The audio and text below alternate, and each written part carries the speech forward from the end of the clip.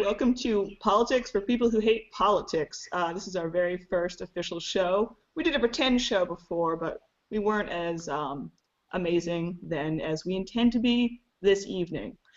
Today I have my lovely, enchanting panel. We have Joe Steigerwald, who, let's see, what's his introduction? He's the technical mind behind the Stag blog, for which we both blog. Say hi to people, Joe. Hello, people, Joe. We have Michelle Montalvo, who is, she told me she's a perpetual intern and a sci-fi enthusiast, and that seems to be a perpetually useful tagline. Say hi, Michelle. Hello, I'm just a common white girl. And we have Corey Massimino, a resident filthy communist and Godzilla and pizza aficionado, which literally sums up every facet of his personality. All right. Honestly, a lot of important shit happened this week, and a lot of it for libertarians was really bad news. Like, for example, today, the totally toothless NSA bill passed, and without Justin Amash, our libertarian friend in Congress's vote yes, because that's how toothless it became, and that sucks. But, okay, the first thing I want to talk about, though, was on May 19th, Glenn Greenwald, wow, Glenn Greenwald, I got it, Glenn Greenwald and his Intercept outfit published a brand new Edward Snowden Snowden leak turned into article, a couple of memos with it as well. And what it came down to was basically the entirety of the Bahamas is having their phone calls recorded by the NSA. And they supposedly keep the calls for a month. And the thing about this is that it's not actually metadata. You know, we all got used to metadata and being scared of metadata. Everyone in the world can now define metadata. They're actually recording content, like phone call content for this, which is, you know, a whole other thing. I read the piece and I was really creeped out. I guess general comments on the piece and more leaks. The usual cast of NSA characters. Do we have thoughts? Anyone? Michelle, you love Edward Snowden more than anyone in the world.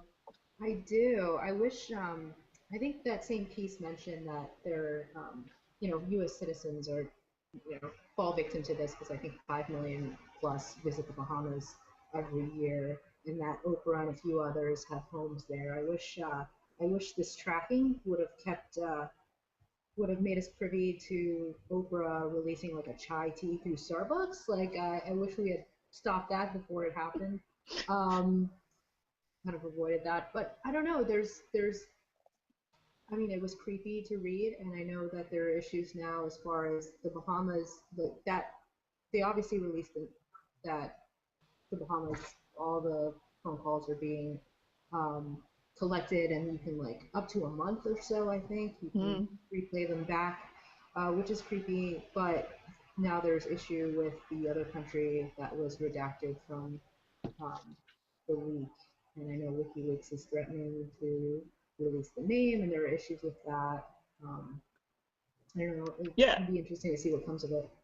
I actually wanted to talk about the redaction controversy. Somebody on Twitter, by their count, they said 5:30 Central Time is you know, exactly 72 hours. If WikiLeaks, who I like but are also, you know, totally self-aggrandizing at times, they threatened, if people in internet land are not familiar with this, the Washington Post's version of this story, they redacted all the countries. It was basically, I'm sorry, offhand, I absolutely can't remember the program names, but there's one, they were talking metadata collection in Mexico, the Philippines, and Kenya, and then there's the Bahamas thing, which is actual phone content, and then there's the redacted other country, which is also full phone content being recorded. And the Washington Post redacted, I believe, all the country names, and the Intercept redacted one. And this is yet another reason why some radical lefties that I sort of read and half take seriously, they're obviously pissed at Greenwald now. And WikiLeaks has threatened to release that name of whatever country that is if they have it. Do you guys have thoughts on redactions? I feel a little. The Intercept swore they had really good reason, but I feel uneasy about it. Do you guys have thoughts? I mean, does it really? I guess it does matter to the actual people of the countries who, the one that they're not releasing the name of. I mean, it literally could be anybody. I mean, if they're recording the Bahamas, it doesn't seem to be like anything to do with national security. It seems like it's just some random program that they're just throwing out there. So, I mean, as much as I'd like to know who that fifth country is, I kind of trust Glenn Greenwald's judgment on this. Yeah, I kind of do, but should He we? seems to, in the past, have been pretty good about, not overplaying his hand and kind of, I trust him, but eventually it's going to come out anyway, so I'm not sure why, if WikiLeaks has this information, why Glenn Greenwald himself and the Intercept don't want to release it. It said it would literally endanger people's lives. Right. And cause political unrest in the country or something like that. Yeah. Resident Commie, Corey, do you have thoughts on this? I don't know. It seems a little suspicious to me. I don't know. I guess I'm not as automatically trustworthy of him. I mean, it seems like that might be a fair assessment. Like he thinks it will endanger people's lives, but I don't know if he's got the information. Then I would prefer it just be out there rather than just in the hands of a few people. It seems very suspicious. Yeah, I think if Glenn was worried about the political implications of revealing the name of this particular country, I think they should have gone ahead and done a Washington Post thing and just redacted all the names instead of causing now this, these questions to come up. I mean, WikiLeaks would have probably still had a problem with it if all the names were censored. But I mean, I don't see harm in if he had kept it simply, country A, country B, full content is acquired. I don't know. I'm glad to know the names of these countries. The Bahamas thing really just gave me a chill because I think some of the subtext that they were trying to, Greenwald and the co-writers whom I'm blanking on, the phone, like the recording and the technology that allows the NSA to do this now, the implication in this piece was that the Bahamas was kind of good practice because, I mean, I don't know, I'm not making that up, it was sort of subtle, but like they're practicing this ability on a small country, a country that has 375,000 people in it. And that trafficking purposes, I think it mentioned, There's no terrorism-related thing. There's no national security issues. There's, terrorists aren't coming from the Bahamas to blow up the New York skyline. I mean, it's just kind of like, hey, we're going to do this because we can. We're going to practice, and we don't really need a reason to. We're just going to go ahead and, start the recording. Mm-hmm. And yeah, I mean, they went in under a legal DEA cover, and the DEA has been basically a spy agency for decades. I mean, they can do it to anyone, any country in the world. DEA activity. It's really bad. Like, as much as I'm keen on the whole stopping the NSA thing, I was writing a thing today for Rare about how and there's another lefty critiques that are excessive of Greenwald, but there's some good points in there. And one of them is that we gotta remember it's not just the NSA. I wish it were, but it's not. So that's disturbing. I don't know. Maybe Corey, do you have any other thoughts on this? Communist? Yeah, I don't know. It seems like it's nothing to be surprised about. I mean, I don't know. It's a leak, and I'm sure some people in the United States are going to be it's going to be at the top of their list of things they're kind of now worried about. Oh, now the government, what else are they doing? And they should probably be thinking this all along. So it's not particularly surprising. So I'm not sure what other stuff he is going to let out soon. So I'm kind of wondering if that's going to be I don't consider this particularly significant. I'm wondering if his other stuff is going to be very significant. I mean, there's sort of the cheap but totally legitimate suggestions that Greenwald's done where he says that he has like a grand finale type thing, and is like sort of. I get why people are bothered by like the slow leak, but I honestly think it's doing a good job in keeping it in people's minds, like the average non-libertarians in the universe, keeping it in their in headlines and in minds. He's a showman. I mean, he has a little pizzazz. That's not the worst thing in the world. No. Better than that than, the dry documentary style, just here are the facts, blah, blah, blah. He is keeping people on their toes. Maybe he's just teasing that fifth country. Maybe he's going to reveal it in some big celebration. Maybe he'll reveal it with Edward Snowden when he has a interview with Brian Williams. Mm-hmm. Do you know when that's supposed to air? Next Wednesday, I think. Okay. I guess to play devil's advocate, information doesn't kill people. WikiLeaks, chooses to release this name. I mean, it's all up to what people do with that information. Yeah, that's true. I mean, that's the pure response, right? Information doesn't pull a trigger or drop a bomb. And if they're doing it with our money and in our name, I don't know what, if anything, even with my minarchist hat on, like what we shouldn't know. I'd like to know what that country is. Even if WikiLeaks in their Assange self-aggrandizing manner, I don't know how they'd get it exactly. Like I want to know. I just want to know. I also want to know, and me saying they should have or that Greenwald should have redacted the names was really just more of like to avoid the questioning. I also would like to know who the fifth country is. You guys are nosy. We're women. Just gossiping, Yeah. I guess I mentioned, it's more stressing this with the Justin Amash voting no on his own co-sponsored bill. Do we have any additional depressed thoughts about that? Now that it's more than the NSA, but we can't even stop the NSA. Whew, that's not good.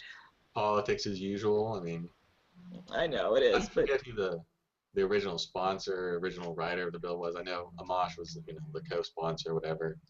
wasn't it that douche who wrote the Patriot Act and then was like, "Whoa, guys, whoa"? Is that who? Somebody should look this up. But I mean, it has the same terrible name, right? Like USA Freedom, and freedom spells out stuff. yeah. That's how you know it's acronyms. Yeah, that's the one. Acronyms. That's how you know it's like just a complete circus and a complete charade. They name the bills in ways that sound cool to people. Like, that's how you know it's a fucking joke. The kids love acronyms, Corin, right? There should be a bill to outlaw bills with acronyms in their names. There should be so many bills with, like, the old Stossel standby. You can't pass legislation unless you repeal like 3 different laws. Or fuck, even Crazy McPizza guy election 2012. Oh Lord, crazy guy. I can say, oh God. Rent is too high guy?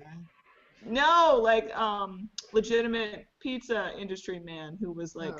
Herman Cain. Wow, that was right out of my head. Even he once suggested like bills can't be more than a page. I say any gimmicky stuff like that. I'm down with that, honestly. The gimmicky names bring a smile to me. They remind me of like Chinese takeout drinks, like #1 super Chinese takeout restaurant. This is what these bills are. Those are always so optimistic sounding with their sort of endearingly skewed English. I'm glad we can laugh while the country crashes around us. It's good. Me too. Okay.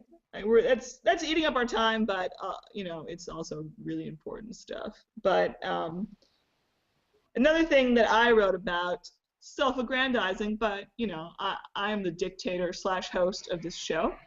So do you guys have any thoughts about the 9/11 Museum and particularly some people, the New York Post, which is a crap publication, but apparently actual family members of 9/11 survivors were kind of mad at the tackiness, of just the very existence of a gift shop. I don't know. Do you guys have any thoughts about that? Did you read the piece?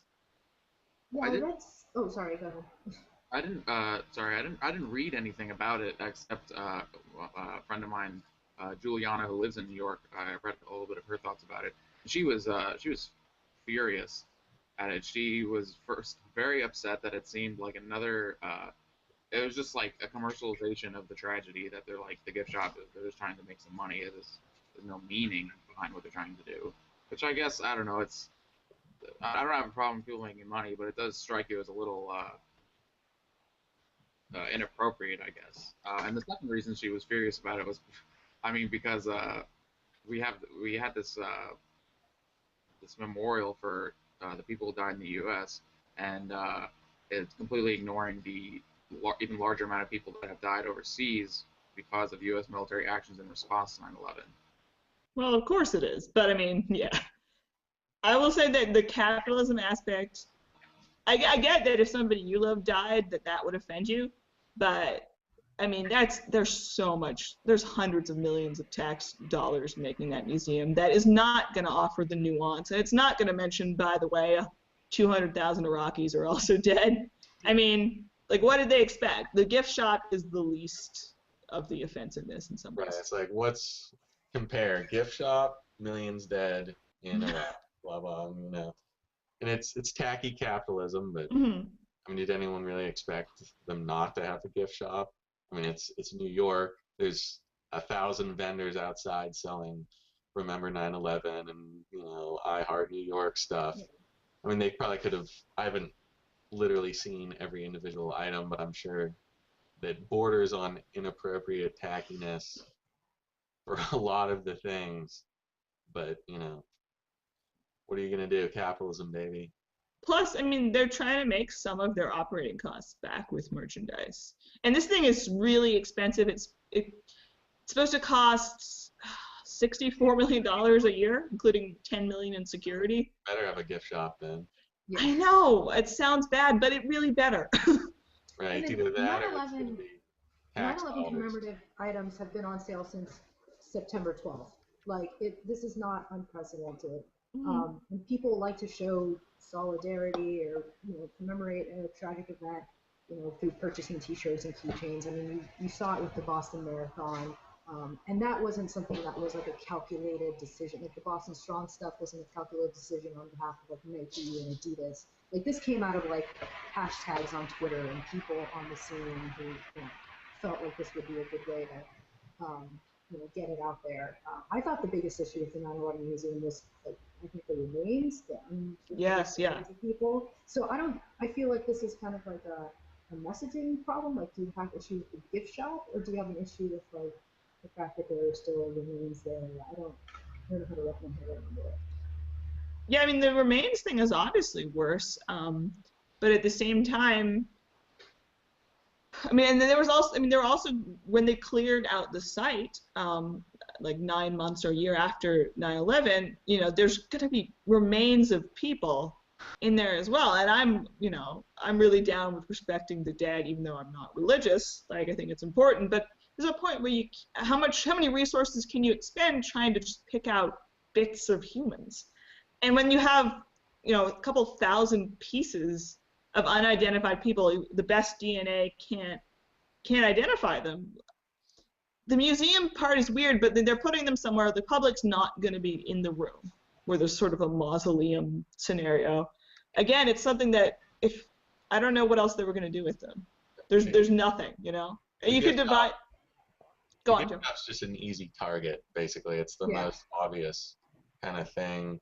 You can't really speak about the foreign policy aspect, and you can talk about the remains part, but this little gift shop is always going to bear the brunt of just because it's an easy target and it's capitalism and it's dirty, but it's not nearly as dirty as the U.S. government. But what are you going to do? I'm sorry, I wanted to write that quote somewhere and put it somewhere. That was very good. Thank you. Though kind of a downer inherently, of course. Talking about 9/11, so. Yeah, that was bad, turns out. I think we should probably move our butts in terms of progress here. I had thought about talking about Chris Christie, and we should spend literally seconds on that, I think. Because Chris Christie is... He's not worth it. He's not worth it. It's not worth it. He did a speech recently, and it felt, it was like the Marco Rubio speech like 3 years ago, where he just pandered about nation building. And I don't want to play. I'm sure Rand Paul will do something I hate sometime very soon, like tomorrow. But the difference between somebody like Christie talking and someone like Rand Paul, is still redeemable because he's pushed on issues. He's pushed. He hasn't just pandered. He's actually pushed, and that's the difference. With that remains the difference with him, in spite of some selling out isms. Thoughts on that? Nothing. Nothing. No. I guess I okay, almost like. fine. All right. Chris Christie, he's going for that. He's playing a politician. He is a politician. He's going for the vote that still thinks America should be number one. The Bill Kristol fans, the Weekly Standard people who want America to be the policeman in the world. So he's going for that, demographic because he's not, he hasn't really showed enough of his conservative side to, the social conservatives, and he's all chummy with Obama. So really, all he has left is the, U.S. number one policeman forever kind of, vote. Talking so points. He's going to go hard for that, and he probably really thinks that because he's a fat turd. So. Oh God, that's all right. I knew that could happen when I signed up for this show. I don't know what that means. Does anyone else have any words on Chris Christie, or should we move on to things that are not politics that we love? Let's do that. All right. Things that are not politics, which is everything good and pure and wonderful in the world, though also, I guess, like a serial killer, and that's bad. But I'm going to ask about sports, though first, Corey, do you have something to tell us about what you like that is not politics? Yes, Godzilla, the movie, it was amazing. Yeah! That's awesome. Yeah. Yeah, no, the movie was good. Everyone should go see it multiple times. Just ignore the middle part of the movie because it's like completely like glorifying the military, and there's like no Godzilla in the middle. And I actually hear the military had a role in producing the middle part, and it just focuses on like that. So the middle part sucks. The rest of the movie's really good. Oh, we can't talk about this because the wrong section, but yeah, the military has a lot of parts in a lot of movies, and that's terrible. But this is not politics. This is Godzilla. We like Godzilla. Also, Michelle and Joe are dying to talk about sports, and one of them, I can't tell the difference because they look so similar, said that libertarians don't tend to like sports, which sort of gels with my understanding of things, but not entirely. I guess. Is that true? Let's open up that question. And also, do libertarians hate sports, and why are sports awesome, you libertarians? Let's try that. Generally, yes, we hate sports. Okay, not Corey. I may have been the one who said libertarians hate sports, as a question, because I don't know. It kind of seems like they don't like sports. Maybe it's because sports ties into the whole nationalistic thing, or maybe it's because it's too, organized. Yeah, organized. I don't know. Teamy. It seems from following libertarians on, social media that not a lot of them talk about sports in any manner, and they seem completely uninterested in that. And that's why Libertarian Party is no good, because we don't have anybody who likes normal things, and they'd rather wear Guy Fawkes masks. That's sort of true. Michelle, what do you like about sports? A lot of things. I mean, and a lot of things. Well, just kind of to bring this in with libertarianism, like I understand the bread and circuses types, the distraction that sports can pose, and those that feel that sports serve as like a platform for, or a powerful tool of like nationalism and promoting that. But sports aren't the only platform, governments use to insert their politics. And so I don't know why libertarians, at least the ones I've talked to, tend to hate specifically on sports. And I think libertarians should embrace sports and like sports. these franchises and these teams came about because of an entrepreneurial spirit. Like someone thought one day, hey, like people love, this. Why not bring it together? And I know there are a lot of issues. Stadium today. welfare and Yeah, such. Yeah. yeah, stadium subsidies, all that. But if governments and can use sports as a platform to spread their ideas, I mean, the public can use it as a powerful tool to work against that. And that's why I like sports. I mean, well, I like sports for various reasons.